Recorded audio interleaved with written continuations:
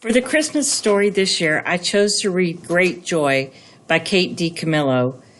It is a wonderful story about kindness and Christmas, and Kate DiCamillo was our author visit this year, so I thought it tied it in nicely. Great Joy by Kate DiCamillo.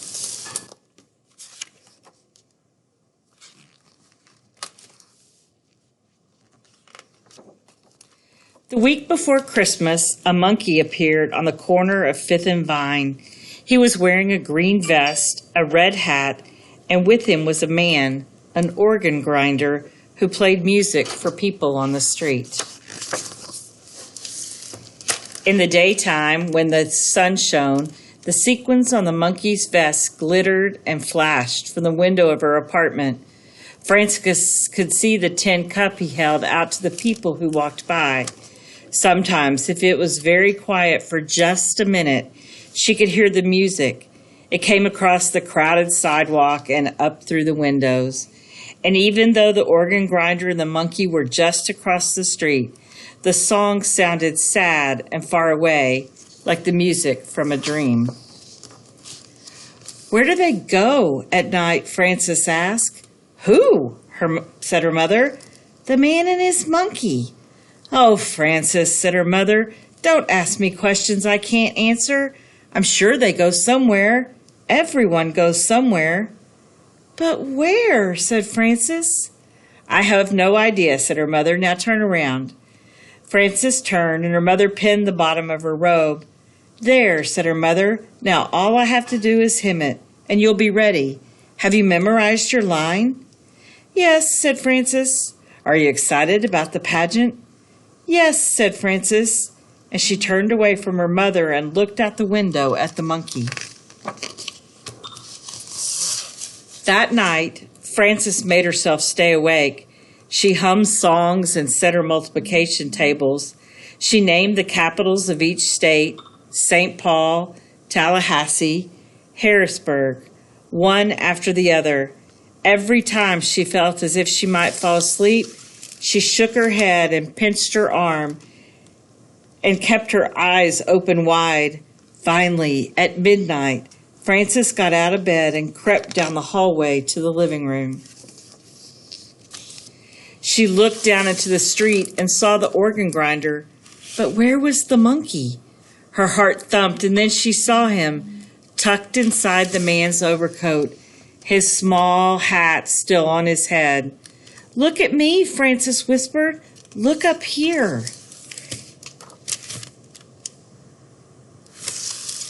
It was the organ grinder who looked up. He took his cap from his head and raised it to her. "They sleep on the street," said Frances the next morning, "even when it snows." "Oh, Frances," said her mother, "maybe they could come for dinner?" "No, they can't come for dinner," said her mother. "Why not?" "They're strangers, that's why. Eat your breakfast, Frances. You've got a big day ahead of you." All that day it snowed, but by evening, in time for the pageant, the sky cleared. The snow was so deep that Frances had to wear her boots for the walk to church. The organ grinder and the monkey were still on their corner. Frances ran up to the organ grinder and put a nickel in the monkey's cup. "I'm going to be playing in the Christmas play tonight," she said. "I get to wear wings and I have one line to say. Do you want to hear it?" "Frances," her mother said, "we're going to be late. Let's go." "You can come," Frances said, turning back.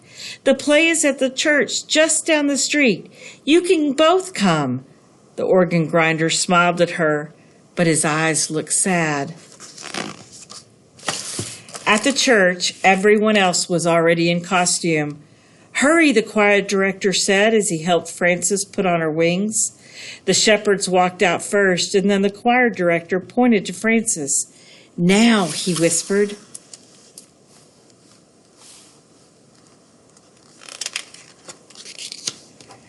Frances was very still. She opened her mouth, but the words would not come. "Say it," whispered one of the shepherds. "Say it," hissed one angel who did not have any lines of her own. The camel, which was really two people, swayed nervously back and forth.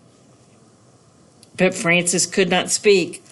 All she could think about was how cold it was outside and how sad the organ grinder's eyes were even when he smiled. The world was quiet. Everyone waited, and then at the back of the sanctuary, a door opened. Frances smiled. "Behold," she shouted, "I bring you tidings of great joy." And because the words felt so right, Frances said them again. Great joy.